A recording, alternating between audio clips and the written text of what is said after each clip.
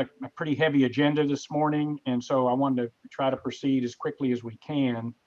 Megan, will you call the roll, please? Yes. Chairman Beck. Present. Senator Birdwell. Senator Hinojosa. Senator Huffman. Senator Nichols. Representative Hunter. Here. Representative Landgraf. Representative Nares. Here. Representative Sherman. Mr. Babcock. Present. Judge Jameson. Here. Chief Justice Jefferson. Here. Ms. Liberato. Here. Mr. Oliveira. Here.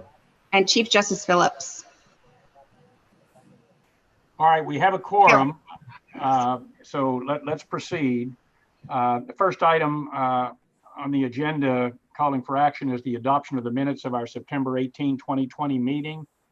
We sent those out earlier. I assume everybody's had an opportunity to read those and make any corrections where appropriate. Do I hear a motion to adopt those minutes? So moved. All right, it's been moved and seconded. All those in favor signify by saying aye. Aye. Aye. Those opposed, same sign. The motion carries. And I see where we have Representative Landgraf and also former Chief Justice Tom Phillips have joined the meeting as well. So we're fortunate to have this morning Judge Mark Davidson, who we kind of referred to as our MDL judge. He's been handling that heavy docket for a number of years. And the marks that he receives for his efforts are extremely high. He has done an absolutely superb job as MDL judge. And I think, as he mentioned at the outset, I've had the opportunity to actually try a case before him when he was judge of the 11th District Court here in Harris County, and he was a superb trial judge. So he's the kind of judge that we're looking for long range in our judicial selection system. So with that brief introduction, let me turn it over to Judge Davidson to see if he can educate us and provide us with some assistance in the effort we have, which is to try to come up with some recommendations to improve the way we select our judges in Texas. Judge Davidson. Thank you. Let's start with the goals. What criteria do you want the product of any system of judicial selection to meet or to satisfy? I would argue that the two primary ones are to come up with a judiciary that inspires public confidence in its impartiality and its fairness, while at the same time delivering qualified people to the bench.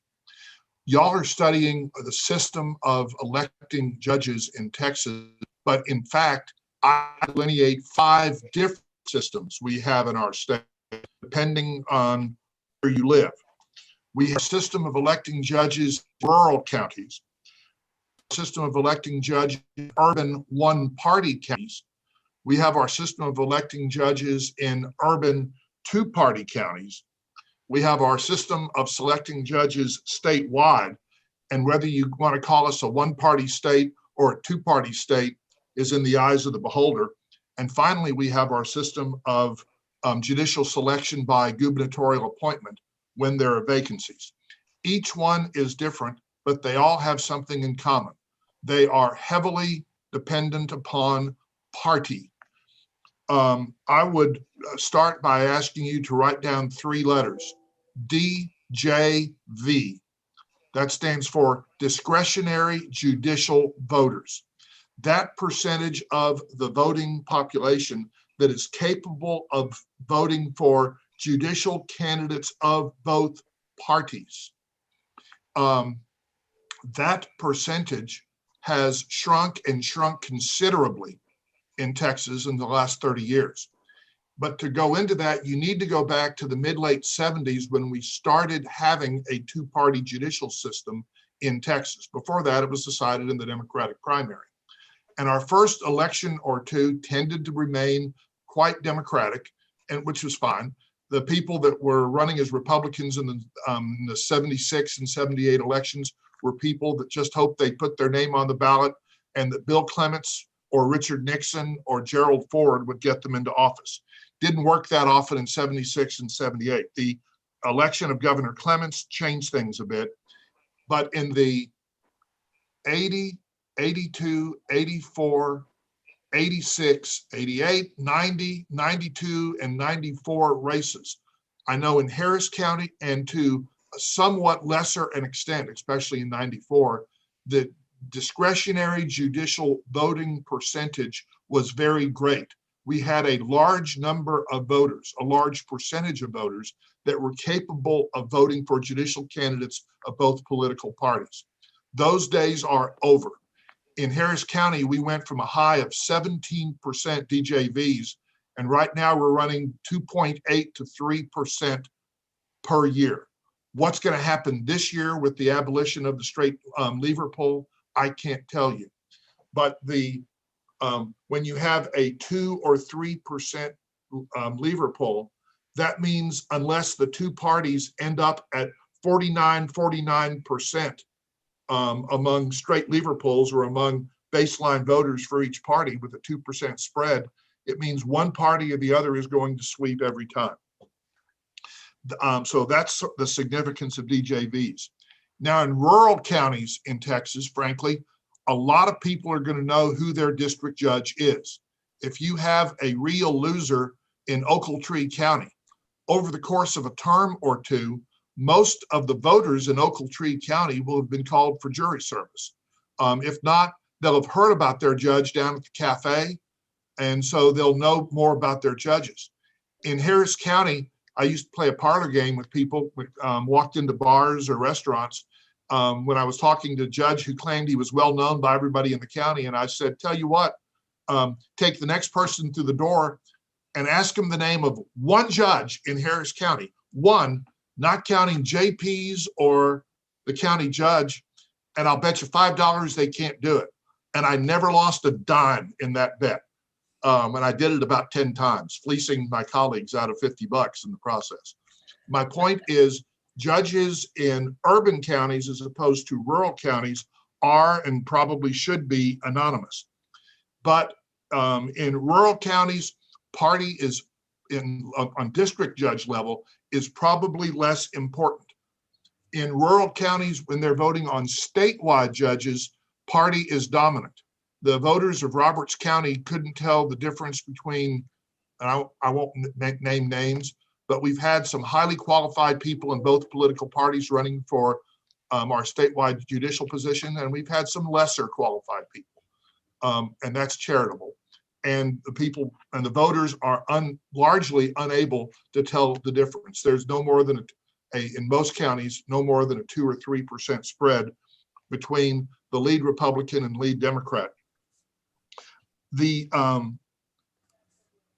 one-party counties in which races are decided in a primary election is not good because for several reasons. One, it disenfranchises everybody in a county who votes in the non-majority party's election from having any input into judicial elections.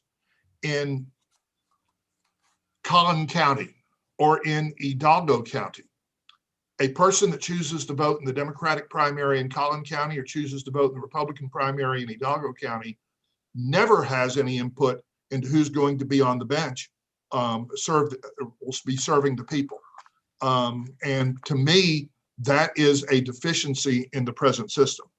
A second deficiency is, in my view, affiliation by judges with a political party cuts into the appearance of impropriety, or creates an appearance of impropriety.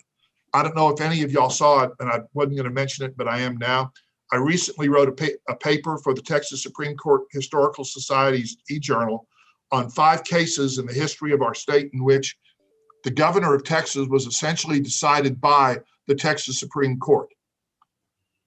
In those cases, at least in 3 of those cases, possibly 4, the judges acted without regard to their own political preference, or for that matter, their own political interests. But when people's elections are dependent, especially in one-party counties, on satisfying the voters of one party and only one party, that becomes more difficult. Judicial election in urban two-party counties is a different matter entirely. You still have the problem with this disenfranchisement of, as to who's going to be on the ballot. And remember, primary elections have a much, much, much smaller turnout than do general elections. In other words, in one-party counties and in two-party counties, where the primary electorate is determinative of who's going to be the judge, or even the candidates that run in November, the electorate is smaller. That is, not everybody votes, a much smaller percentage of the people that vote, and it tends to be ideologically skewed to one end of the spectrum or the other. That is, an unrepresentative group of people is selecting the nominees of the parties. So again, as long as the DJVs are in the 2 to 3% range, in most counties, in most cases, the November elections are going to be decided on the basis of lever polls, or on the basis of one party's voters, and therefore it has to be, we're allowing the membership of one party and only one party to do it. A more fundamental problem is the appearance of impropriety involved in running judicial campaigns in two respects. One is money. Money has to be raised in order to run for judge, because political parties expect judicial candidates to pay money into the party's operating fund. Various factions within each party, endorsing groups, often, not always, but I'll say usually, expect a contribution for the cost of them disseminating their endorsements within that group. And fundraising by judges, assuming every judge in our state is as honest as can be, and assuming no judge is ever influenced by campaign contributions, and I am assuming that, it still constitutes, in my view, an appearance of impropriety. Go ask men on the street. Go ask your jurors. Do you think that a judge should be accepting campaign contributions from people with cases pending before them? And most non-lawyers are going to say no, because it looks bad. Does anybody question the fact that the public thinks that it looks bad? I mean, y'all are legislators are in a different position than judges. Anytime anybody comes into my court thinking I have the slightest bias or prejudice for any reason, I'm not. Then I become nothing more than the fat man in the black robe. I have to mention one other thing. I've been to a lot of swearing-in ceremonies in my life, a lot, and invariably the judge will say, "I promise to be fair without regard to race, creed, color, sexual preference, you name it." I have never, ever, ever heard a new judge at their swearing-in ceremony say they would be fair to everybody regardless of their party preference. I don't think judges elected on a party sweep think that should be part of their job. I have asked several why they didn't do it, and they said people have a choice of political party. They don't have a choice of race or gender. So I would argue that that is a problem. Now, if we lived in a perfect Athenian democracy where everybody knew everybody else, none of this would be a problem. So you're saying, I am suggesting that the best way to solve this whole situation is to inform the public that voting a straight lever for either party is not the way, the truth, and the light. Frankly, it's not going to happen. And the two political parties are trying to make sure that it doesn't happen. But we can't blame the voters for not being educated enough to be able to cast a multi-party judicial ballot. And here's why. The number of Republican judges appointed by Preston Smith, Dolph Briscoe, and Ann Richards is roughly equivalent to the number of Democratic judges appointed by Governors Bush, Perry, and Abbott. There have been one or two here or there.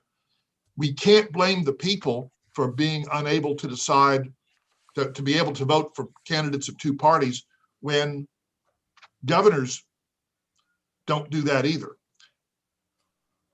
And I would suggest that if we're going to eliminate partisan politics from the judiciary, we need to do it not only on the elective system, but on the appointive system of electing judges. So that is, the current system discriminates against members of minority, and I'm talking numerical minority, not racial or religious minority, in one-party counties, and it cuts into the appearance of impropriety. I've now used half of my time talking about problems with the present system. I'm not sure anybody thinks the present system is the way, the truth, and the light, although there may be some people that do. I wanted to open myself up for questions, and y'all can send me one of those little, whatchamacallit, chat questions if you want, and I'll interrupt my speech to do it. But let's go through some concepts for a solution. And I'm not unaware of Thomas Jefferson's saying that democracy is not a great system of selecting who should serve the public, but it's better than any other system that anybody's come up with so far. If you agree that partisanship in the judiciary is not a good thing, let's look at some solutions. Within our current system, we could go to something like the Louisiana jungle primary system or the California jungle primary system. Everybody know what that is? Everybody runs in one election with a party affiliation on the ballot, and the top two vote getters in the so-called jungle primary, regardless of party, go into a general election unless one person gets a majority of the vote. A second solution would be mandatory cross-filing. That is, if you run for judge, you have to run as a candidate of both political parties. Hat in hand with that would be an ethical prohibition, which would have to be adopted by the Supreme Court, prohibiting a judge for purposes of avoiding the appearance of impropriety and avoiding impartiality at all times, prohibiting any judge from identifying with any political party. You know, our federal judiciary, regardless of the identity of the president that appointed them, are offended when you call them Republican or Democratic judges. And I've always maintained that politics ends at the courthouse door, and it never occurred to me that I was a Republican or a Democrat when I was on the bench. But I'm suggesting that a mandatory cross-filing system, where when you file for judge, you run in both parties' primaries. If you win both primaries, you win the general election. If you lose one party's primary and win the other, then you run in the general election. And that system will work as long as judges are prohibited by ethical rule from being a member of the system, being a member of either party. That gets us to the a third solution that I've come up with, and I'm now down to 11 minutes, and I wanted to give you all time for questions. And I only read about this week. In Kansas, with their appellate judicial system, they have a truly unique system. They have set up a 9-member commission on judicial selection, 5 lawyers, 4 non-lawyers, who must and have promulgated statistical standards for what a person who wants to run for judge must meet. In other words, if you want to be a trial judge, you must have tried a case. If you want to be an appellate judge, please submit the appeals that you have handled as a lawyer. Please submit law review articles that you have written. Give us a modicum of what your writing ability is. But then the 9-member panel must select 3 names and submit them to the governor based on the objective criteria that the panel selected. And then the governor selects. Does the governor of Kansas often select a member of his or her own political party? Yes. But do they sometimes not? Yes. And it might not be, that might be something to look forward to, because remember, if we start with the premise that we need to eliminate partisan politics from the judiciary, then we need to eliminate it from the appointment system as well as the election system. I can't take it. Okay. So in any event, those are some observations. I'll be glad to give you any other, I'll be glad to answer any questions you have and address any problems you have with anything I've said. Thank you. Can you hear me? Yes? We can. Let me start with a question, and I know Chip Babcock has a question as well. One of the concerns I've heard expressed by a lot of the incumbent judges is that these are judges that were elected primarily in a sweep, and most recently the November 2018 Democratic sweep. And one of the concerns I've heard expressed by them is that if Texas had an appointive system, we never would have been selected as a judge.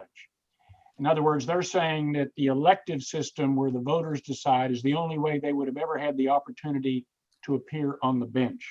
How do we respond to that? Several ways. One is to tell them that, of course, you could have run for judge anytime you wanted in the past, and nobody was prohibiting you from running for judge until the year that you did. The second way, and I'm not necessarily advocating a elective system. For example, the jungle primary system that I suggested, or the mandatory cross-filing, would let anybody run and speak to the public on their qualifications. Now, anybody that says, I wouldn't have gotten elected if I had to run on my qualifications,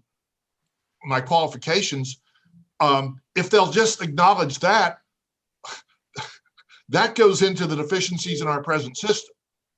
But if they're saying, I was qualified and I am qualified, then please explain under either a jungle primary system or a mandatory cross-filing system, or for that matter, a statistical criteria that you must meet and to be considered by a nonpartisan board that requires a supermajority to send 3 names to the governor.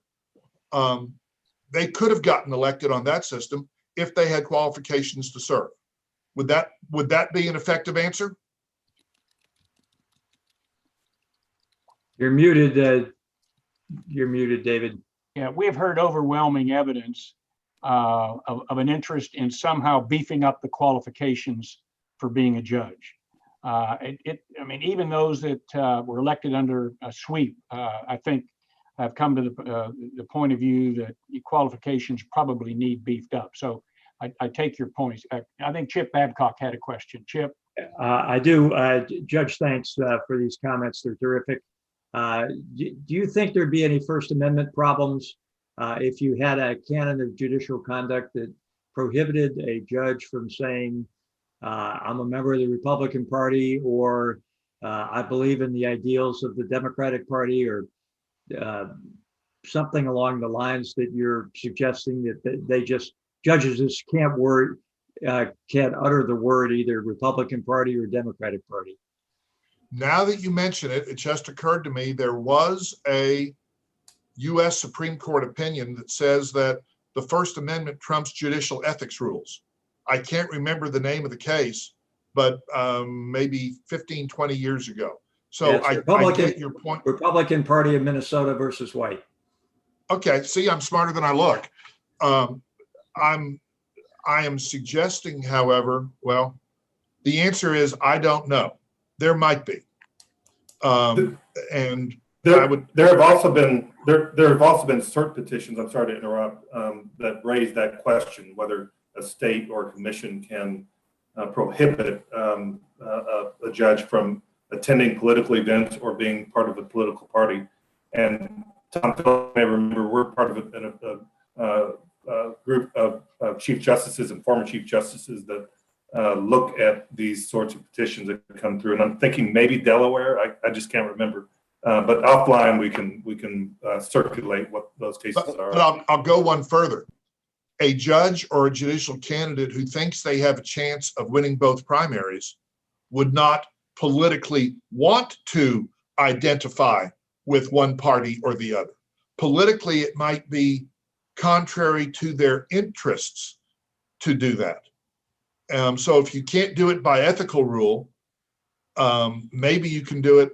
Maybe you can show people that it will save them the time and hassle of another race. Thank you, Judge. Switch is all messed up here. Judge, you mentioned money. If we went to what you referred to as a jungle primary, I mean, wouldn't someone running for judge actually have to raise more money since they're running in 2 primaries? No, it's not 2 primaries, it's 2 races, which is the system we have now. We have a primary and, but I would respond that number 1, there's already a cap on campaign contributions expenditure, unless you want to put at the bottom of every one of your advertisements, not in compliance with the judicial ethics rules or whatever that language is. So I would submit that the amount of money raised wouldn't matter. To be honest, most money that is raised these days in judicial races is being funneled off to the parties. In Harris County, in order to be able to give what's called 5 coverage, that is the average viewer, the average television viewer sees your ad 5 times, costs about $850,000. Put another way, no judicial candidate, even if they wanted to suspend the ethical rules, could raise $850,000 in Harris County. I don't think anybody ever has, adjusted for inflation. My point is, they wouldn't raise the money. Now, the problem we have now is that the office holder account rules that are perfectly legitimate for members of the legislature are of somewhat more challenging ethical propriety for members of the judiciary. I'm saddened, and I know you all are, by the now former judge who was convicted for of a federal mail fraud for using their an office holder account. There's abuse being done with office holder accounts by judges, I know, in at least 3 counties, and I won't go into any names, of course. Okay, Chief Justice Jefferson, I think, had a question. Yes, thank you, Mr. Chairman. Judge Davidson, it's good to see you. I have a question about diversity on the bench. Do you think that that is an important value? And I'm talking about diversity, gender, small firm, big firm, defense lawyer, plaintiff's lawyer, and so gender, geographic of all sorts. Do you think that is a value in a state like Texas that has quite a lot of diversity? And second, if it is, or even if it isn't, what is the best method of selection to achieve that, in your view?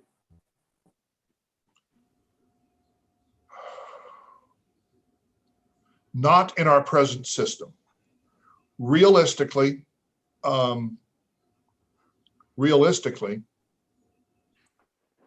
Republican primaries have a lesser tendency to elect minorities.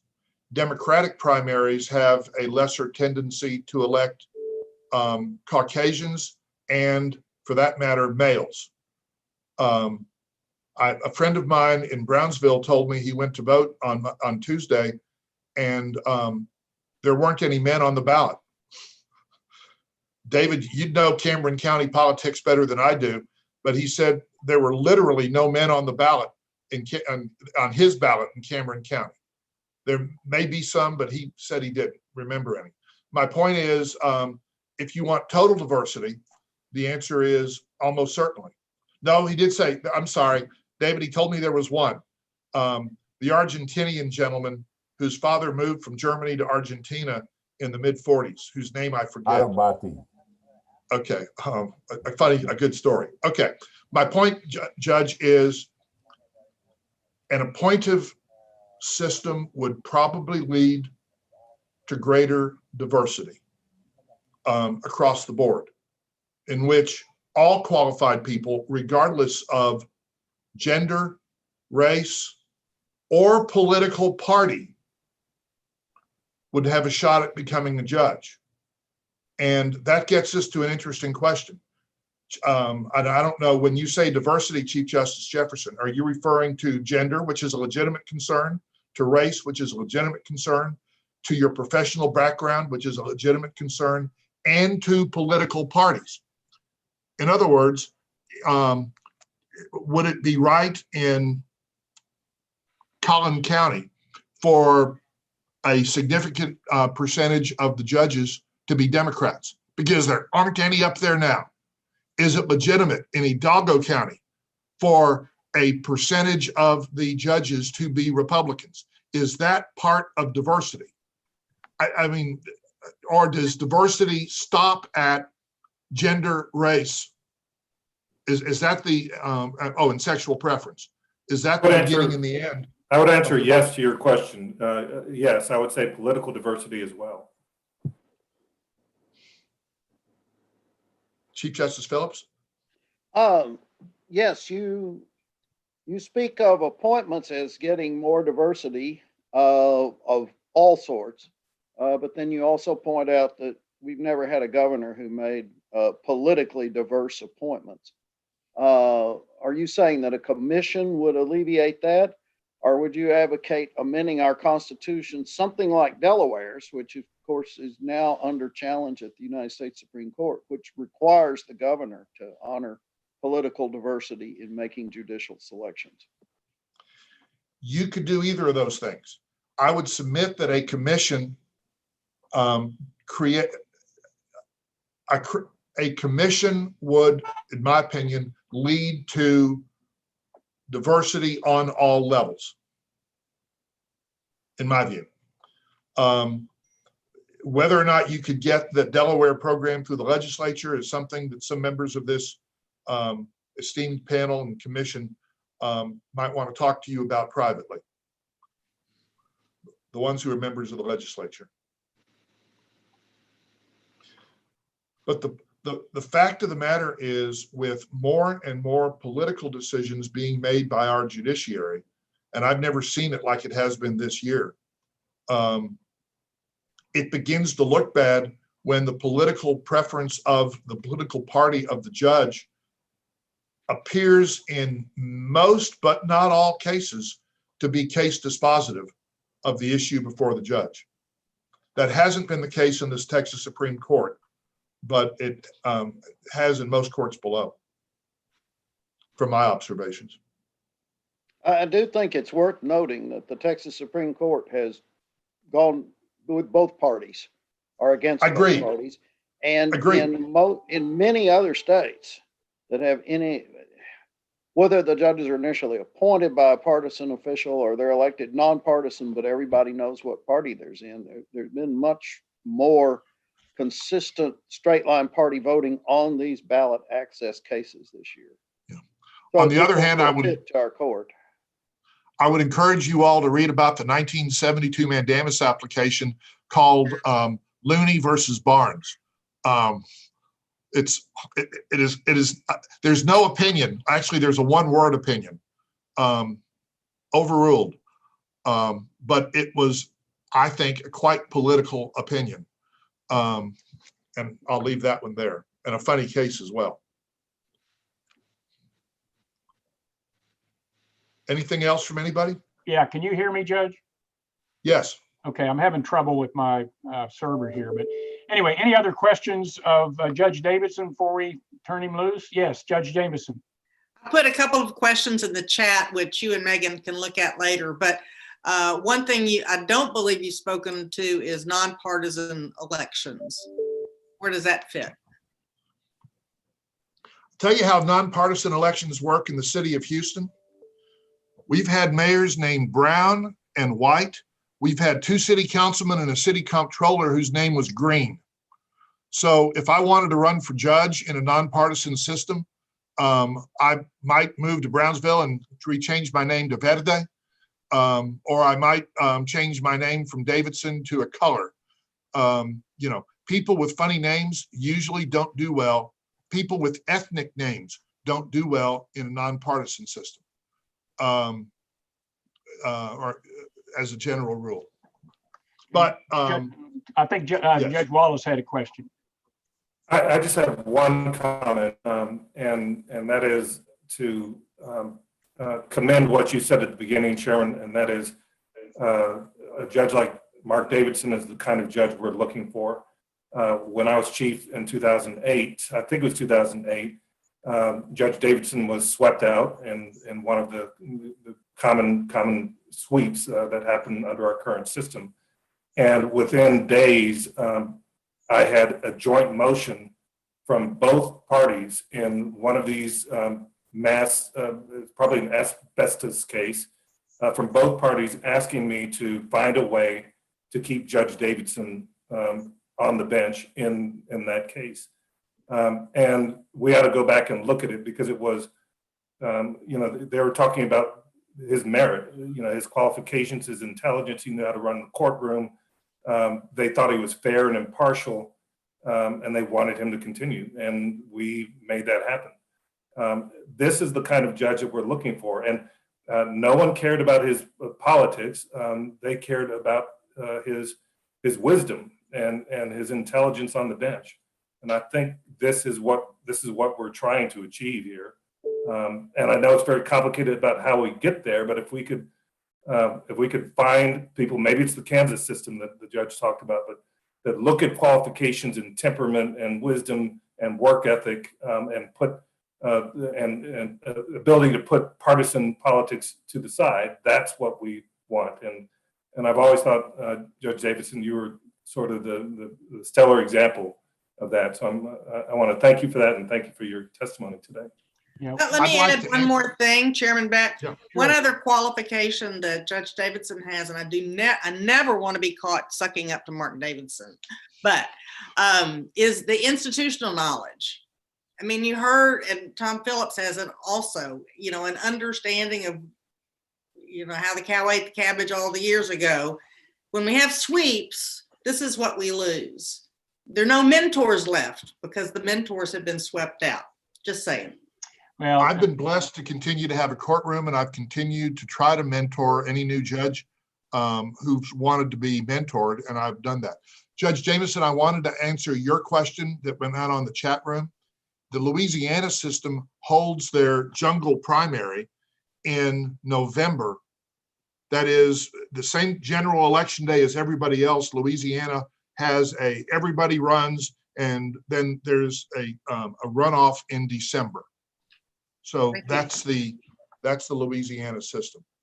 well, Judge Davidson, thank you so much for sharing your wisdom with us. And I think Chief Justice Wallace kind of spoke for all of us, as well as Judge Jameson, in explaining, you know what attributes you bring to the bench. And as Chief Justice, I continue to be honored to serve I wish we had more Judge Davidsons.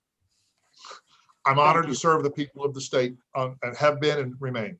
Okay. Thank you all. Thank you very for much. asking me to speak to you today. Okay. Thank you, Judge. All right. Our next presenter is Angela Garcia, who's the Chief Data Officer with the Office of Court Administration.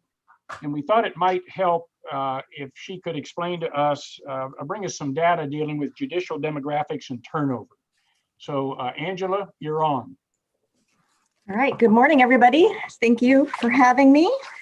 We wanted to give you an update on the turnover that's happened with the 2020 elections. And OCA also does a demographic survey and is required to track all the appellate and district courts and determine why judges are leaving. So that report is being developed, and I wanted to share those results with you as well. So for the 2020 elections, 31 appellate judges were up for re-election. 75% decided to run for re-election, so 23 are up. In the primary, 13% were opposed. Most were not. All of them won their races, but in the general election, 3/4 of them face opposition. So we could potentially have some big swings here. Statewide, there's 7 judges, and the rest are in Austin, Corpus, Dallas, El Paso, Fort Worth, and Harris, so the urban areas. Compared to the 2018 election, 50 judges were up for re-election, and 82% decided to run again. None were opposed in their primaries. In the general, about the same percentage that are opposed now were opposed, and 56% of the judges were defeated. Those again were in Austin, Dallas, Harris, and San Antonio, the large areas. For the district judges, 226 judges are up for re-election, and 88% decided to run again. And this is the flip side. Most of the judges in the primaries are unopposed. 16% were opposed, and about 40% lost their races. But going into the general election, more than 3/4 are unopposed. Where they are opposed, again, it's in the large urban areas, almost exclusively, and probably about 15 counties. In the 2018 election, it's about the same situation. Most were unopposed in their primary. 3%, 1/3 lost their elections if they were opposed. And going into the general, most were unopposed, but those that were opposed were almost entirely defeated. And they were in Bear, Dallas, Fort Bend, and a huge portion in Harris County. Of the judges, 12 judges at the district level have been defeated in the primaries already. And those have, more than half of them have just served 1 term on the bench. 33% have served 2 terms, and then 2 others have served 2.5 to 3 terms. I went and looked at the first termers, the 1-termers, and I expected Republican appointees in Democratic areas to have been the people that lost, but that was not the case. They were all in Democratic primaries. They lost to challengers. And a lot of them were in Harris County, and they had just been elected the last election. Next slide. As of September 1st, judges on the highest courts averaged 8 to 9 years serving on their current benches. Declines in the average were due to retirements, resignations, and appointments to federal courts.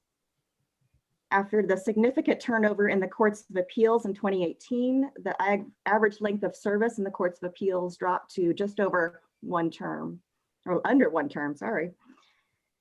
District courts remain relatively consistent. They go up and down with the election. As turnover increases with the general election, people decide to retire, and they're just not seeking re-election for some reason besides retirement. Next slide. So for the last 15 years, the Office of Court Administration has been required to track appellate and district judges, how they leave office and why they leave office. For this fiscal year, since September 2016, 65 judges have left or will leave by the end of the year. And this takes into account the 12 judges that have been defeated in primaries already, which accounts for about 20%. Does not take into account anybody that may be defeated in the general election. So far, half of judges that have left or will leave have decided not to run for re-election, and another 8% reached mandatory retirement age. Next. The percentage of judges voluntarily leaving the judiciary increased by 4% from the previous biennium. The last 2 highest voluntary turnover rates were during the elections of 2014 and 2018. Retirements have been a growing factor in turnover, and with the growing average of ages in the judges, higher turnover is expected due to future retirements and reaching mandatory retirement age. The percentage of judges voluntarily leaving office by not seeking re-election has generally been increasing since the fall of 2005. In 2018, 40% of judges decided not to pursue another term. Resignations, which are leaving in the middle of your term, have remained relatively consistent.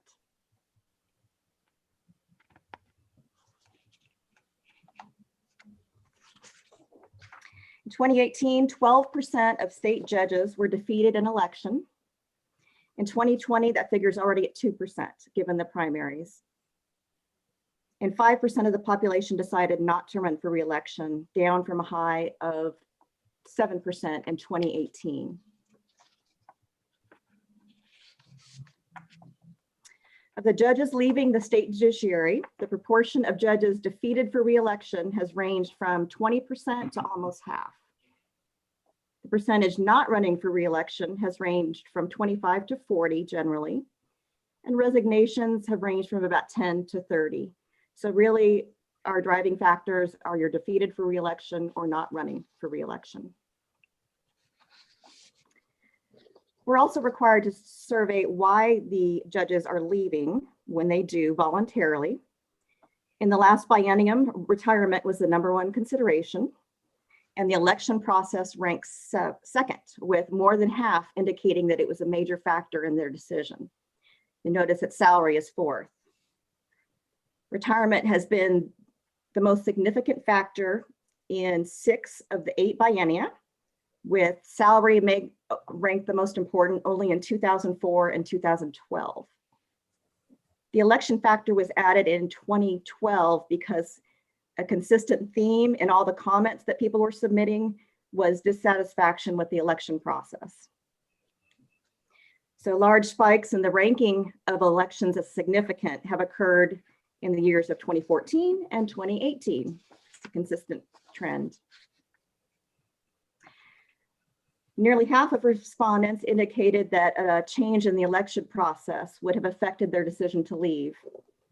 And that is more than the people that said that a salary increase would have affected their decision.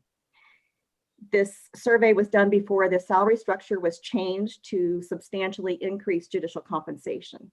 So I expect that the salary factor will grow even lower in future surveys. We have a very experienced judiciary. 82% of appellate and district judges have 20 or more years of experience as an attorney, and almost half have more than 30 years. You'll see at the name of the court, the average length of service as an attorney for each of the court levels. They average around 30% or 30 years as an attorney. You'll see that as the court levels go up, the level of experience tends to be larger. And one thing, trends we're seeing that we need to take into account are that more than 70% of judges in the highest appellate courts are 55 or older. The average age has increased over the past 3 years, with the exception of 2019. And you'll see the people over 75 are going to reach mandatory retirement age there pretty soon. Same goes for the appellate courts. 70% are 55 or older. The average age had been increasing until 2019 when there's significant turnover in the courts. But again, you see the growing over 75 population. We're seeing more and more mandatory retirements. And the big bulk of our judges are in the district courts, where 60% are 55 or older, but 1/4 are over 65, a demographic that's generally been increasing for years. So more retirements and mandatory retirements due to age are expected.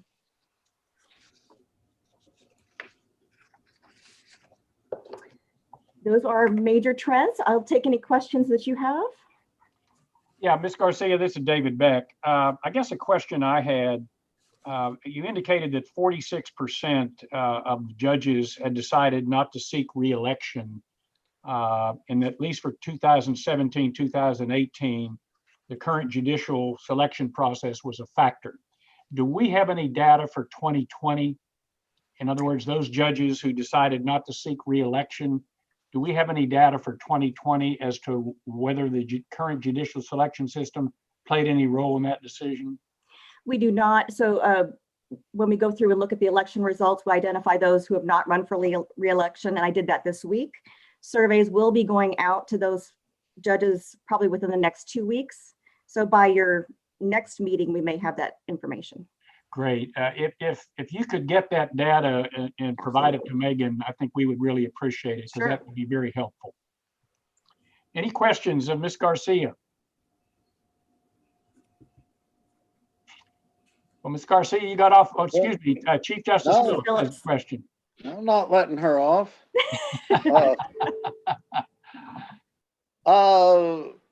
There has been a lot of talk about judicial sweeps by one party or the other, bringing in unqualified people. That is, they don't have the experience, say, that the person they defeated had, the practical experience. But your numbers seem to indicate that that our judiciary is not getting dramatically younger. So I would think that just my sense is if this is a legitimate concern that people are being elected who don't have real life experience, just saying, well, you've got to be older or you need more time as a licensed lawyer might not meet that problem. Am I missing something in your data? No, I had expected the age to be younger as well. And there are more younger individuals serving, but still the majority are very experienced. So okay. Secondly, when I was chief, I did a study and found that 40% of our sitting judges had never had an opponent. Now, things are more political now, but do you have a sense, and I know in the urban areas, that number probably approaches 0% who've never been opposed in a primary or a general election. But do you have a sense among our rural judges, how many judges initially reached the bench by appointment and have never had the pleasure of running a contested election? I've been here since 2002. I rarely see any change in the rural areas. Historically, I think it's extremely rare. We do have data back to 2004, I think. I could look further into that, but I think it's fairly rare that they get an opponent.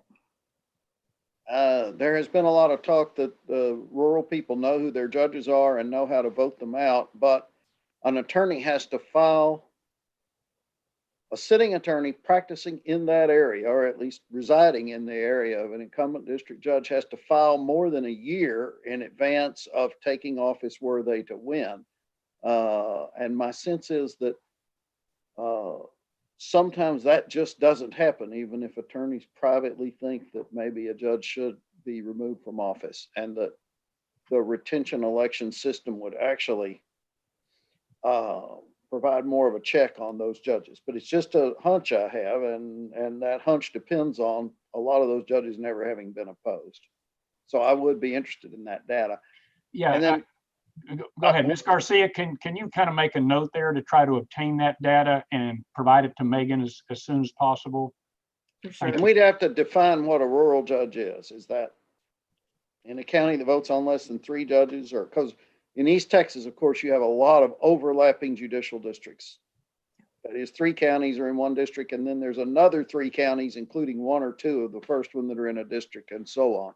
So I would still call those people rural judges, even though the voters may have 3 or 4 people to vote on. But I don't care how you define it, just come up with some sense of whether those races are still basically unopposed, first time out and thereafter. And then I have one final question. There's been a lot of talk that our sweeps have left us with a judiciary that has less experience than in other states. Except on the Court of Appeals, those numbers seem fairly respectable to me. I mean, if the average number of years is 8, that means half or more than 8. do you have any sense if any other state is keeping this kind of numbers of average tenure of service? And I assume maybe some judicial retirement systems are just for planning purposes, even if a court administration office is not. The only other state that I know that systematically keeps the information that we do is California. I'd be interested in their system, because if truly litigants come into Texas with a judge that's newer on the bench than in any other state, that would be good to know, just in terms of is our system leading to too much turnover? But if we're in line with other states, then about how long judges stay, then the fact that a lot of people leave may not be so bad. Yeah. All right. Any other questions of Ms. Garcia? If not, Angela, thank you so much for all your hard work and bringing this data to us. And if you can follow up on those other points, I would really appreciate it. Thank you so much Absolutely. for appearing before us. All right, Yes, thank you. our final presenter this morning is Dr. Mark Jones, who's with the Baker Institute for Public Policy at Rice University here in Houston. He's done a lot of work in the area of judicial selections. And so, Dr. Jones, you're on, sir. He, Chairman Beck, he is actually not going to appear until 11:15. So I don't know if we want to take the next, he had a teacher conference for his daughter that ends just, I think, right after 11. So he'll be joining us then. That's fine. This would be a good time for me to discuss a little bit with the commissioners our draft report. As you may know, we retained the services of the Texas Public Policy Institute at Texas A&M to help us with our report. And I provided an outline to the commissioners, I think it was at the last meeting, that kind of listed the various topics that I hoped that they would address. And it's more from a historical perspective, so I don't think it'd be controversial at all. There's nothing in there about recommendations because we haven't gotten to that point yet. But we provided a draft last evening. It's a 34-page single-spaced report that tried to bring together, a lot of the data that we received, talks about our process, talks about the issues that the legislature has mandated that we take a look at. I know that Judge Davidson has already raised a question or provided some edits about some of it. So my point is, everyone, please take a look at that. And I've asked our commission historian, former Chief Justice Tom Phillips, to kind of be the arbiter, if you will, of any of the edits, talking about the purely historical aspects of our report. So I know I've already made a bunch of changes before the draft went out. If any of you could forward whatever changes you have or suggested changes in this draft report up to this point, please provide those to Judge Phillips, and then he will make whatever changes are appropriate, and then everybody have a chance to approve it again, of course. When would you like those comments sent to Tom? Chief Justice Phillips informed me that he has a busy docket, which I guess in one sense is good for him. I'm not sure it's that good for us, but he's got several cases pending before Texas courts. So he's not going to be able to get it out in the next week or two. But if you would just provide him with the edits within the next 2 weeks, I think that would be appropriate. I might want people to just wait till after the election, I think that these election what happens on election night with this brand new system is going to give us all a lot more information than we have now. Yeah, but Judge Phillips, what I'm concerned about that is we're leaving too much towards the end. Oh no, we're doing a lot towards the end. All right, it's fine with me, but obviously, I think people will continue to have. No, I think they continue to have bright ideas up through December 31st, and that's okay, I would think. Yeah, I just think if people within the next 2 weeks can look at it and make whatever suggested changes and get them to you, I think that would be good. My concern is whenever somebody has 6 weeks to do something, they're less likely to get it done, frankly. True. I looked over the report. It seems quite excellent to me, but it's almost wholly lacking in terms of the history of attempted reforms in Texas. And I'd sort of like a sense from the commission. That's a rather dispiriting litany of people who have done what we are doing before over more than a century. And do we want to include that in our report, or do we want to put a footnote that says if some masochist wants to read this, here's, you know, some places you can find it, or do we just ignore it altogether? Well, I don't think, my personal view is, and I appreciate the views of the commissioners, but my view, we can't ignore it. I mean, it's a historical fact, and I think the legislature would appreciate us mentioning that, in providing that information to them. Because I'm concerned that if we don't mention it, somebody who is against whatever recommendations we make is going to say, you know, aha, look, this report is skewed. It doesn't talk about the full history. It's an inaccurate history. It's an incomplete history.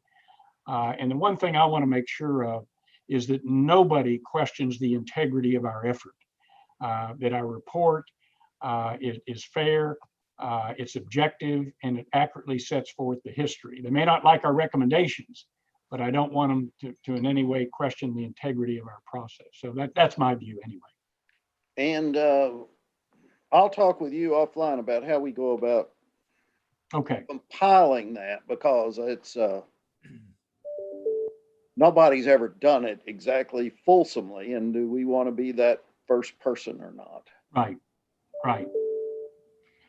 Okay, at our next meeting, I would really like to spend some time discussing our recommendations.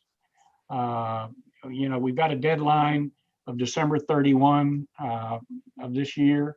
It's not too far off. It's about 2.5 months off. We're going to be getting some additional data. And as Chief Justice Phillips said, the November election is going to certainly provide us with a lot of data with respect to how the races shape up when we don't have straight ticket voting. So we're going to get a lot of, I think, helpful data that will inform us as part of whatever recommendations we come up with. But I think the next meeting, let's all be prepared to be knowledgeable about our draft report, the historical aspects of it, and be prepared to discuss potential recommendations, because I think we're now to the point where we've got to, as a commission, have got to come together and decide what it is we're going to recommend to the legislature. My own view is that we need to make a specific recommendation, but we may want to have alternatives. In other words, recommend Plan A to the legislature, but then have an alternative that in the event the legislature rejects Plan A, we recommend Plan B or whatever it may be. So that's kind of a procedural approach that I'm going to suggest that we adopt. If any of you have any other ideas, just feel free to call me or drop me an email offline, and we can discuss it. But let's all be prepared at our next meeting to discuss our specific recommendations. I even thought, and I haven't decided yet exactly how to do this, I actually thought about trying to come up with a specific Plan A just to put it out there so everyone has something to discuss, as opposed to just, you know, throwing it up in the air and say, all right, what do y'all want to do? I think that we need to have something to shoot at. And so what I'm thinking about doing is coming up with a draft of a proposed Plan A, and let everybody look at it and you know, pick it apart, make changes in it, amend it, however you want to do it, just so we can kind of advance the process, if you will. So anyway, I just want to give you a heads up for the next meeting, because I think we all need to be prepared to discuss exactly what our recommendations are going to be. We may not finalize them at our next meeting. We may need another meeting or two to do it, but we just need to get the process, the finalization of the process started. Any thoughts? Yeah, David, this is Lynn. Yes, Lynn. It occurs to me that there may be some recommendations that have much less controversy to them than others. And that they may be ones that we would recommend almost regardless of what an ultimate recommendation would be. And the specific ones I'm thinking about is the length of terms. And the second one is how long a judge or a candidate needs to have been a lawyer or a judge before he or she is on the ballot or nominated by a commission, or whatever ultimately is the selection process. So I'm not saying any specific recommendation at this point. It just seems to me that there may be some aspects, there may be some I'm not thinking of, that could be taken out and maybe a piece of whatever plan A, plan B, or plan C is.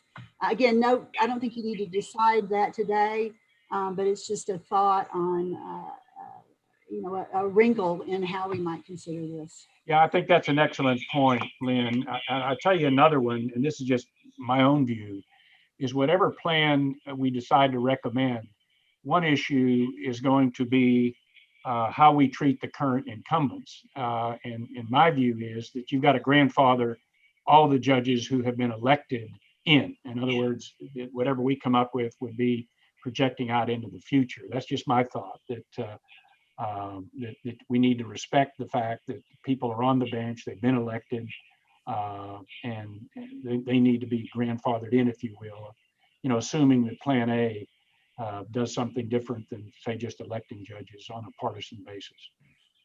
I think that's extremely important, David, as you and I have discussed. We cannot suggest something that is going to unwind the 2018 and 2020 elections, especially where in some counties, Harris for sure, and others, minorities have been elected to office in rather large numbers for the first time in the state's history. So we've got to grandfather them in for a significant period. I really strongly believe that. Yeah. Any other thoughts that anyone might have as to what Lynn calls, the less controversial type issues? My thought is that there's going to be nothing that's less. My thought is that nothing is going to be uncontroversial. I think you may be right. Judge Jameson. Well, it may work to at least agree to what the menu is rather than put forth a plan A, because I fear that some of the people who've been monitoring our process will think that the plan A that is proposed, that the fix is in, that's what this commission was always planning to do. And I think as we sit here today in the October meeting, there's probably a great number of the commissioners who haven't decided what we should do. So that would be my fear. Yeah, no, I think that's a good point, Judge. I think, Lynn, did you have something else you wanted to say? Okay. I do, Mr. Chairman, if I may. Senator? Yeah, I agree with Judge Jameson. I think what it is, you have maybe a list of options or different plans that we've looked at that from other states and maybe what we think would fit Texas, so that the legislature would have a choice, But in addition to that, making sure that we list some of the recommendations made in terms of qualifications, in terms of the length of the terms, issues that impact the system itself. Even if we, for example, even if we were not to change the present system that we have, there are certain recommendations that I think would still be very helpful and really improve our judiciary in terms of qualifications. We talked quite a few about that, or the money situation. So they'll be separate and apart from the different options that might be available for the legislature to consider. Okay, thank you, Senator. Excellent points. Excellent points. All right, I see where our next speaker, Mark Jones, is here. Welcome, Mr. Jones. I introduced you earlier And then I was reminded that you had a prior commitment that was not going to allow you to be present until roughly 11:15. So just again to repeat, Dr. Jones is with the Baker Institute for Public Policy at Rice University in Houston. He's done a lot of work in the area of judicial selection, and we thought having someone of his knowledge and background might provide some information of immense value to the commissioner. So Dr. Jones, it's all yours. I think you're muted. Okay, well, thank you very much, Mr. Chairman. It's a pleasure to be here. I'm sort of parachuting in, I have a short presentation that I'm going to give that just to sort of serve as a conversation starter. And then I'm happy to sort of give my more broader opinions or responses to any questions. See if I can, I'm gonna share a screen. I should just pop this up. There we go. Okay. So, I mean, a lot of things I'm sure I'm going to be repeating are things that you're already quite aware of. I think just the one thing to keep in mind with Texas is that the way we elect judges in Texas is very distinct from most of the rest of the country. That is, in the rest of the country, the three principal methods that tend to be used, or at least the dominant methods, are either nonpartisan elections where you elect judges, but there's no party label next to the name on the ballot. The merit retention Missouri plan option, which is, of course, can be done in different ways, but the general idea is that there's a filter by which people are selected, Judicial Commission, some other group. They get placed on the ballot without election, but then to stay on the, to retain office, they need to go to some type of retention election where voters get an up or down on them. And then the third model is just a gubernatorial appointment model. Usually a judicial selection committee, some type of commission presents a list. Governor chooses from the list, sometimes with or without Senate approval. The least common methods out there are, the least common is a legislative appointment. I think that's just Virginia and South Carolina. I was to the ACC states. Then our partisan elections, which depending on the level, it could be used as few as in 6 states across the country and as many as 9 states. And then a few states out there that sort of do hybrids of these different methods of some nonpartisan, some appointments, some partisan. They're sort of mixtures and they don't really easily fall into one category or another. The other thing when we're talking about judicial elections in Texas, that's always important to keep in mind is there doesn't necessarily need to be a one size fits all model. That is we elect a large number of justices in Texas and judges just because we're a large state, but we elect them at the statewide level where we have the Supreme Court and Court of Criminal Appeals, we have the Courts of Appeals, we have the district courts, and then we have the county level courts, and then further down we have the justice courts. And the municipal courts are generally treated separately just because they're not on the same sort of plan as the states that tend to be delegated to the cities. So the other aspect is any method that's chosen, there could be one method for everyone, as we do now from everything from Supreme Court down to justice courts, or there can be different methods used for different levels of the judiciary. That's always an option with any type of reform.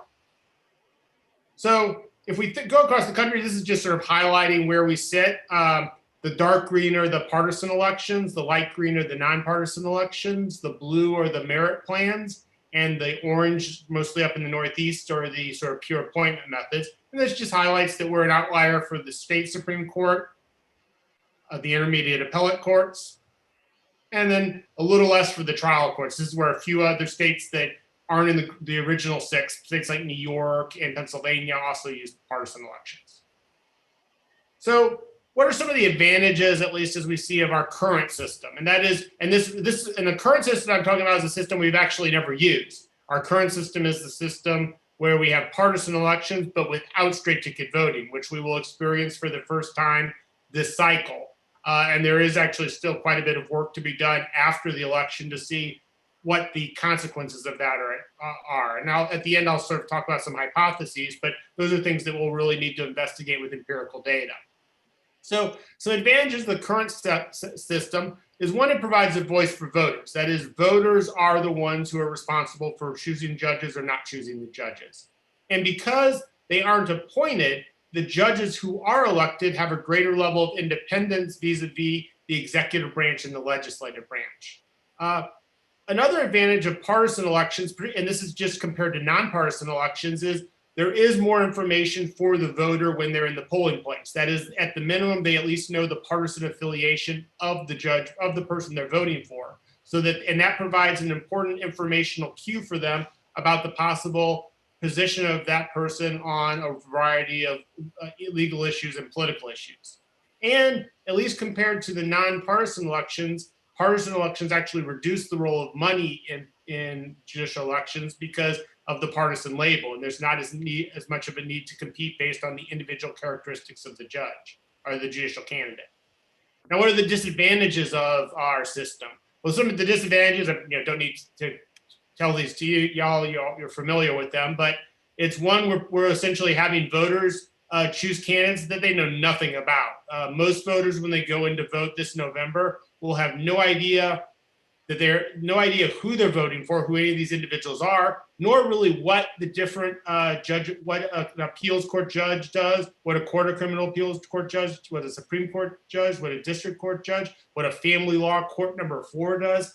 They don't know. So you're placing this responsibility of selecting jurists in the hands of voters who really aren't qualified to do this. That is, they have no idea who is a better judge, who's the worst judge, or how to actually go about it. You also, at least compared to the emerit and appointment systems, have a greater role of money. That is, so we do involve more money in politics in the judicial selection process. So you do require that judges raise money for their campaigns, and that money plays a role in determining, or at least partially determining, who's elected or not elected. And you politicize the judiciary because people are elected by definition in partisan elections. Now, what about nonpartisan elections? So that's, if we look at the principal options out there, other than the partisan elections, it's nonpartisan elections, gubernatorial appointment, and then a Missouri or merit plan. So nonpartisan elections have the same thing of the power of the voice for voters. You also have less control by the governor, so you likely have greater judicial independence compared to, say, the appointment or merit systems. And at least the system isn't as partisan. So you reduce the partisanship, or you take that out, or at least partially out. You don't take it completely out, but you take it somewhat out of the judicial election process. Once again, though, what's the disadvantage? It's the same as you have with partisan elections. You're placing it in the hands of voters, but at the same time, you're actually removing the one piece of useful information on the ballot that voters actually employ when they're making these judicial choices. That is the partisan label. And as a result, you're likely to increase the role of money, at least money in judicial selection compared to partisan elections. And then you increase the role of politics, or you have a greater role of politics compared to the merit or an appointment systems. And at least in terms of voting, what you're likely to see is higher roll-off. That is, compared to partisan elections, that is a much larger share of people simply not voting in the election because they have no clue who these individuals are. And therefore, they simply will not cast a ballot in it. So the goal of having the voice of voters gets undermined because a large portion of them aren't even casting a ballot. They're choosing essentially to remain silent. So for gubernatorial appointment systems, that could be via nominating commission, which is most common, or via the Senate. Generally, these systems work better. The advantage of these systems are you have more qualified judges. That is, there actually is a filter of judicial quality. That doesn't mean that it's not partisan, that the politics isn't involved, but the minimum threshold for someone to become a judge in these states is higher than in a state where you have elections. Public opinion and money also play less of a role because they aren't pivotal to the direct election of the judges. The disadvantages of this process is you're effectively removing voters completely from the equation, as voters will no longer have any real say except indirectly through the election of the legislature and the executive, any influence over who their judges are. It's also a very opaque process. It's not clear what's going on. There's a lot of cronyism. There is politics involved, but behind the scenes as opposed to out in the open. And because of the judges are appointed by the governor, at least they may be much less willing to contradict or challenge the governor. So the Missouri or merit plan, you tend to have more qualified judges, judges that are less likely to be swayed by public opinion compared to partisan or nonpartisan elections. You reduce the role of money in judicial selection.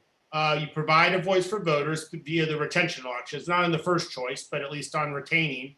And you do bolster the judicial independence, at least compared to the appointment system. The disadvantage of the Missouri Merit Plan is, once again, no voter voice, at least in the initial process. It's opaque, lots of cronyism behind the scenes involved. Judges also may be less willing to contradict the governor, and you get even higher roll-off in retention elections than you do in partisan elections for sure, but even then in nonpartisan elections. So what's going to happen in 2020? Well, there's several things that are relevant for any discussion of judicial reform in Texas that we don't know now, but we will know in a month. And that is, what type of roll-off do we have now that we're moving from straight ticket voting to non-straight ticket voting in our judicial elections?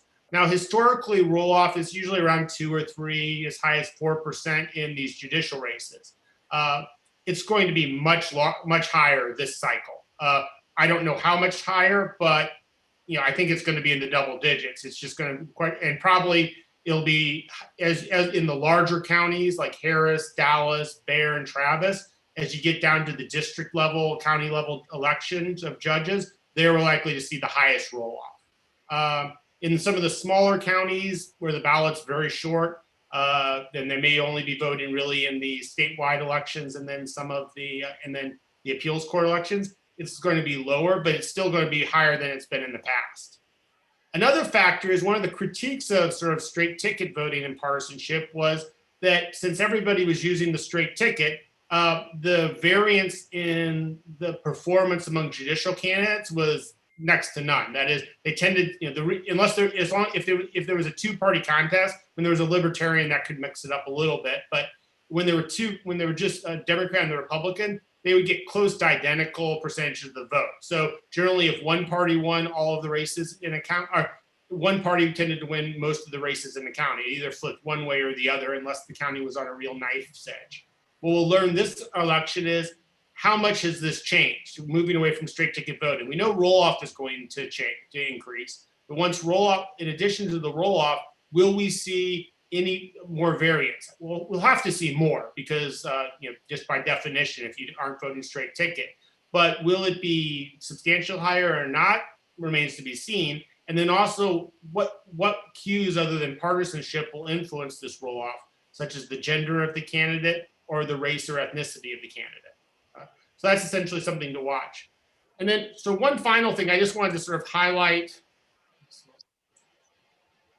Just highlight one thing, and this is sort of a negative side of our current system, at least in terms of partisanship. So this is the Democratic primary from Harris County. I just want to show a couple of things that sort of highlight one current problem with our present system. So you can see the roll-off in the presidential primary was very low, the most highest profile race. It was 1.54%. Okay, Senate was a little higher. We had 2 Senate candidates on the Democratic side who weren't very well known. Well, even MJ Hager at her highest, over half of Democratic primary voters really had no idea who she was. When we get to the courts, you're going to see it goes higher. And this in some ways is akin to what you see under nonpartisan elections, because voters no longer have the cue of partisanship to go with. And so what do they have to go with? The person's name. And by and large, they have no idea who these individuals are. No offense to the judges, but nobody in Texas other than people in the legal community or political community pay much in the way of attention of who the judges are and what's going on in the judicial elections. So roll-off is quite high, 18.59%. And these are the higher level races, Supreme Court, 18.59, 19.75, 20, 20, 21.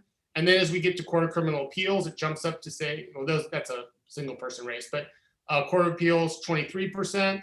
These are just in Harris County. 21%, 23%, 22%, and then it stays that way, 24%, 25%, 23, 24. So roughly a quarter of voters just simply didn't cast the ballot. And here's another thing. What happens to voters when they don't have partisanship, yet they don't know who anybody is there? They use the information at their disposal. And if any of you follow Harris County politics, you would know that if you watch the people who've been underlined in blue, what are you going to see? Just read the names as you go down.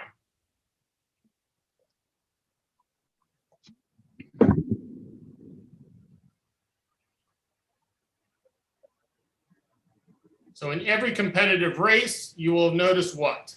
All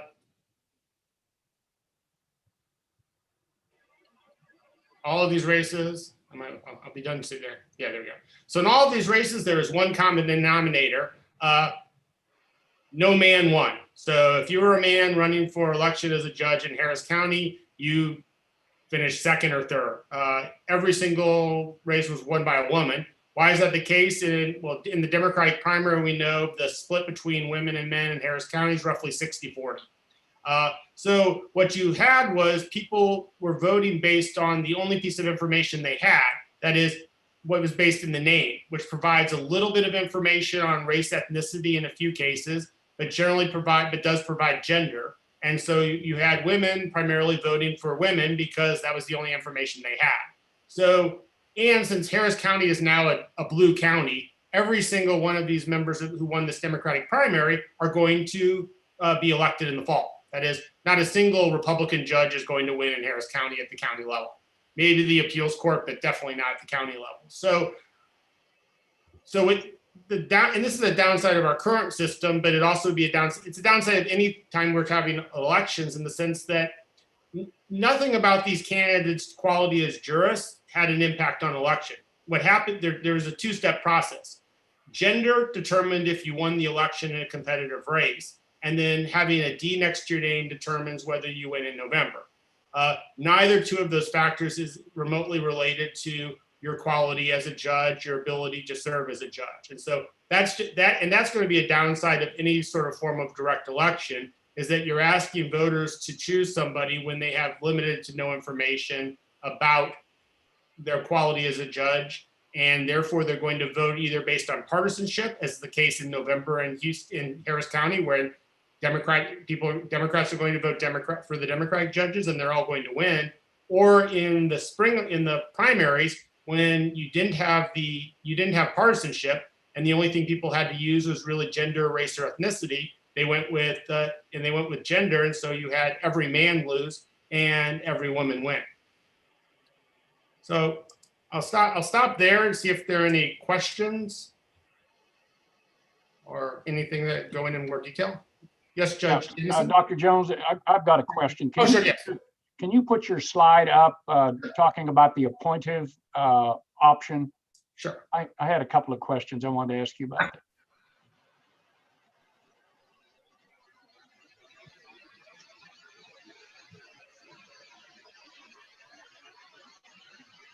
Right. Okay. Yeah. I guess a couple of questions I had about this option, where you talk about no voice for voters. Couldn't you have a system? Well, first of all, the judges under certain appointive systems could run for retention, right? That would be a merit. Yeah, that would be, if they're that would put them in the merit plan. Okay. So, okay. The merit plan uses generally gubernatorial appointment. It differs from the pure gubernatorial appointment systems in that after their initial appointment, judges in the merit plan have to go up for retention elections. Right. And I guess another point that has been made during our hearings is the creation, even if you had an appointive system, there'd be creation of a quote commission, if you will. Yeah. And you know, you can debate how that commission would be selected and so on and so forth. But wouldn't that, for example, if you had members of the legislature on that, I mean, wouldn't you, and they're elected, wouldn't that be another way to indirectly allow the voters to decide, you know, who is actually being nominated and presented to the governor for appointment to the bench? I mean, it's an indirect voice, and most voters would not be aware they're actually exercising it. But it would indirectly be a way for voters to have an influence over judges, in that they would elect a party that would have a majority that would then send people to the commission that would then play a role in the nomination. So yeah, it's not that voters are there's no voice. It's just that there's no direct voice is probably the best way. That is, they have no, like I as a voter would have no say over whether a judge should be the Supreme Court Chief Justice or not, like is now the case. But indirectly, the party could have that role. Yeah, so it would be, they have a voice, but it's indirect, not direct. Okay. And then I think the last question I had is with respect to money and with respect to educating our voters. If we stayed with the current process, do you have any thoughts about, one, how we get the money out of the process so that we don't create the appearance of impropriety? And then secondly, how in the world would we educate our voters so that they would be making an informed choice? I mean, it's virtually impossible to get the money out of the system. I mean, you can limit, money will tend to find a way to get in there regardless of what you do. That is, if you would restrict the ability of judges to spend money, generally you would have outside groups, and as long as the U.S. Supreme Court continues as its current position on campaign finance and freedom of speech, it's going to be tough to get money out of it. One way or the other, people are going to get in there. And for the primary, if we're talking about education, one of the ways voters are educated is by the judicial candidates themselves helping to educate the voters by sending out direct mailers. Usually it's direct, for courts, direct mail. So if you take that away, then voters might have even less information. It's biased information, but at least it's there.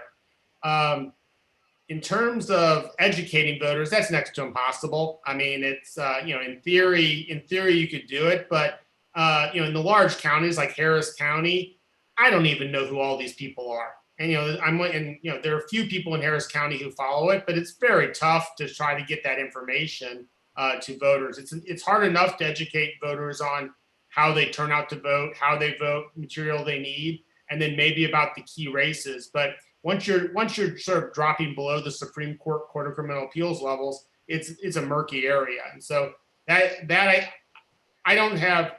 In theory, it'd be possible, but I don't hold out too much hope that the way to have better judges is by having better educated and more informed voters about them, because that's probably asking too much of voters.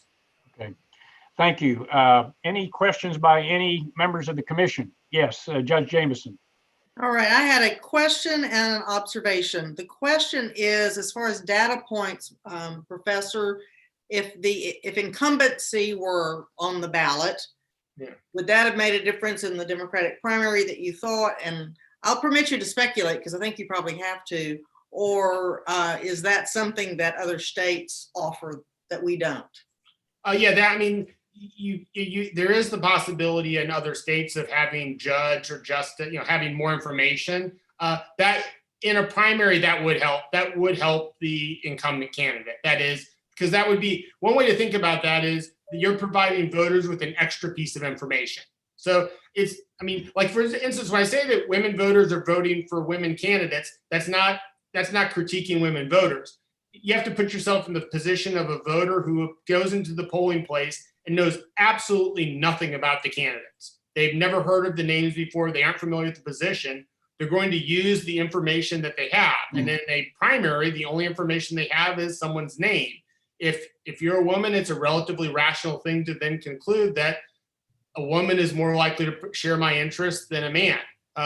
It's going to be wrong a lot of the time, but it probably is going to be right a little more than it is wrong, and therefore it's a logical thing to do. But if you had their current position already there, that would provide another information that might say, oh, okay, this person's the incumbent. I haven't heard anything bad, therefore I might vote for that person. So, I think that would in primary, in the general election, it's going to be probably swamped by the partisan aspect. But in a primary election, that would be valuable information for the voters. The way you have to think about it for voters is this is the first time when voters are casting a ballot at the polling place. This is the first time most of them have ever seen this race or these names. And so the more information that you can, if you think about education, the more way you can educate them about these individuals is even something as small as their current position, that could help. Okay, and briefly, my observation is that at least on the state level, threats to the independence of the judiciary do not come from the legislative or executive branches. I don't know of any legislator who is trying to shoot a judge. They do control our salary, but it's across the board. It's not individual. So more likely it's going to be either a litigant or a lawyer in a specific case that would put pressure of some sort, not the governor or the legislature. Yeah, well, no, and that in our system, I mean, our system is quite independent. The systems that where you have greater concerns about judicial independence are where the governor appoints the judges and then determines if they can stay in office or not. Those are the systems where you become more concerned about judicial independence. Maybe, but thanks.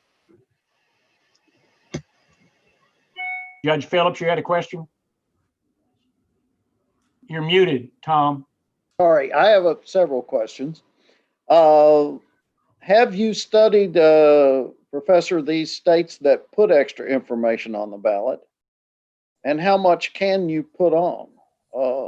In other words, if the state has a system of certification like we do of specialties, can you put that on the ballot, or at some point does that create some constitutional problems? Yeah, the only thing I've ever seen is it's when there's an incumbent essentially providing that information, referring to them as justice or judge or chief justice. I have seen that done, and that tends to benefit, that provides a benefit for that candidate, assuming all other factors constant. That is, that they haven't done something that they or the court hasn't done something to create a negative perception of the court. But I've never seen anything other than that than the incumbency. I mean, usually the only things on the ballot are, partisanship and potentially the position. My second question is, a few states have government subsidized voter pamphlets that go to every voter before the election. And some people are great adherents of that. Have you studied that at all, Oregon, Washington? And does it help voters become more? It's good information. I mean, it's one of those things where the more information you can get, it tends to become very politicized, though, in terms of what's in that, what is provided there about the candidate. In terms of, so some candidates will, if it's like, for instance, sometimes some of those systems will have information about how the state bar evaluated the candidate. But sometimes the state bar is seen as not necessarily independent politically, and so there's pushback against that. But I would say anything that provides more information, and especially in these systems where you elect judges, either via nonpartisan elections, partisan elections, or retention elections, anything that provides more information to the voters about the candidates is a good thing. That is, so having it's tough to know what impact that has on actual candidates themselves, on the actual election itself, but just from a theoretical level, if you mail those out, some people are going to take advantage of them and read through them, and that can only be a good thing in terms of at least marginally, affecting things. Now, if we really wanted to study it correctly, or we would want to do sort of a natural experiment where we would give, some voters in Harris County access. We would mail it to some voters in Harris County in some precincts, and we wouldn't mail it to other voters. And then we would see, the only way you could probably get at that is, do you see people voting more based on individual characteristics than on partisanship in those precincts? That would be sort of the way if I was going to do it from a pure sort of a scientific perspective. But I think but the end result is, I think it would be positive to do that. I just don't know how positive. And my final question is, of your 6 partisan states at the high court, 2 only have one election. Once you've won that partisan election, you run on a retention ballot from then on. That's Pennsylvania and Illinois. Is your sense that helps stabilize a court, or does it make that first election even noisier and nastier than usual because it has such lasting implications? I haven't studied those states enough. That'd be where I'd have to look at those states specifically, and I haven't studied them at that level.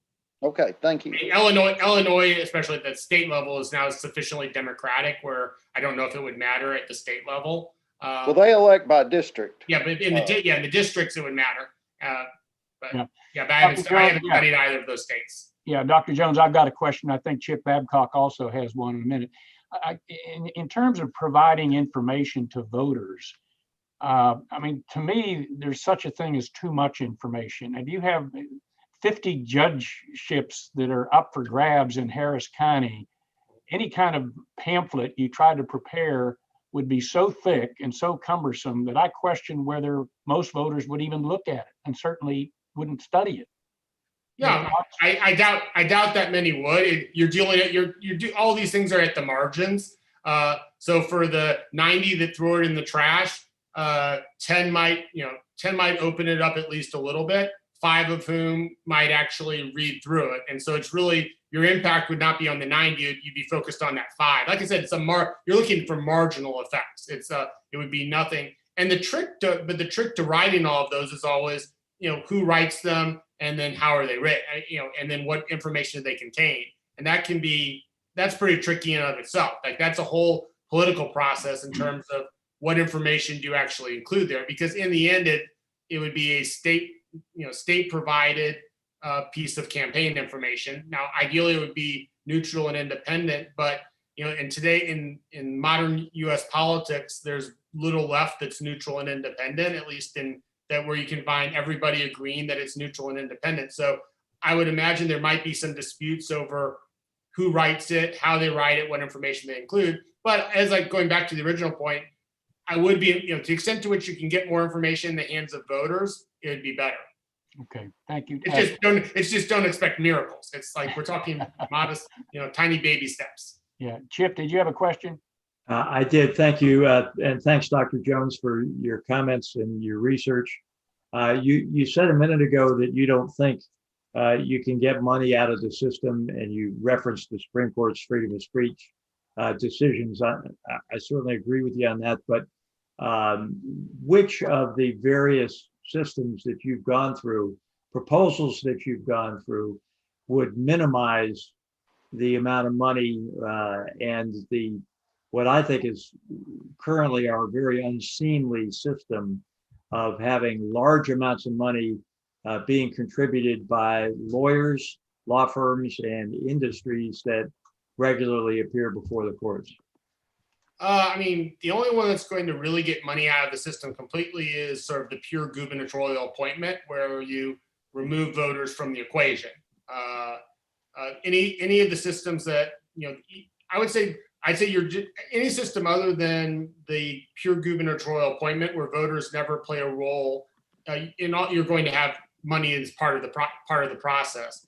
It's going to be the worst in the nonpartisan systems, because the logic there is that if you have a nonpartisan system, the only way for candidates to really distinguish themselves is via advertising and contacting voters, because they don't even have the party label next to them to essentially guide voters on their overall ideology or positions. So that system is probably likely to be the worst. Retention elections probably are going to have a little less. So the merit plan is going to have the least role of the direct election systems, just simply because retention elections tend to be less complicated, in that normally the default is to retain, barring poor performance or somebody going out of their way to make a campaign against the judge. So it's on average, the retention elections are less controversial. That doesn't mean you're not going to have specific retention elections where a lot of money is spent.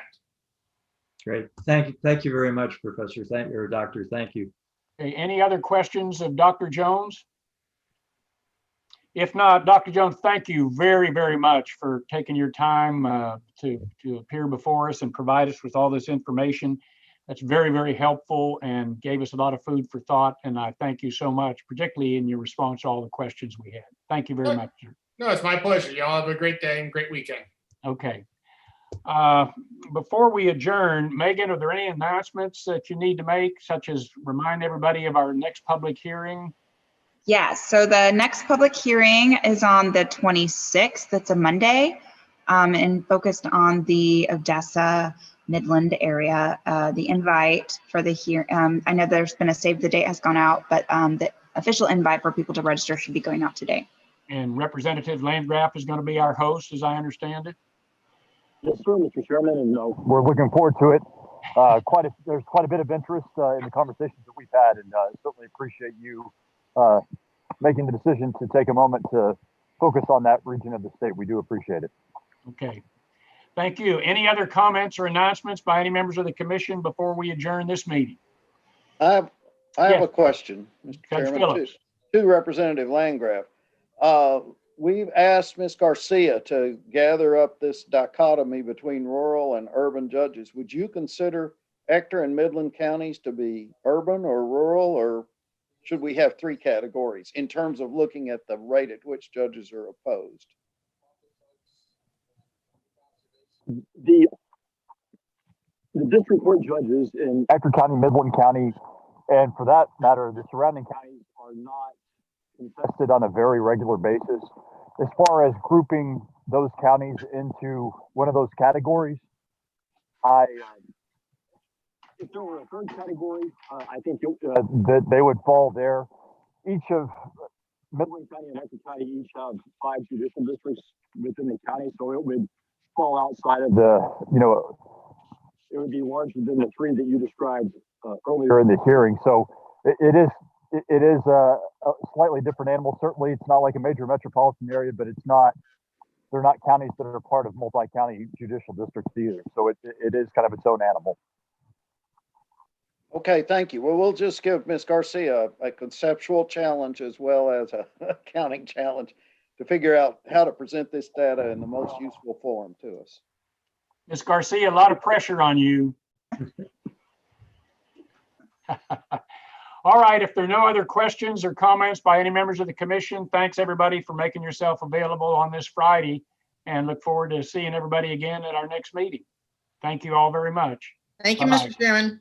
Bye-bye. Thank you, Mr. Chair.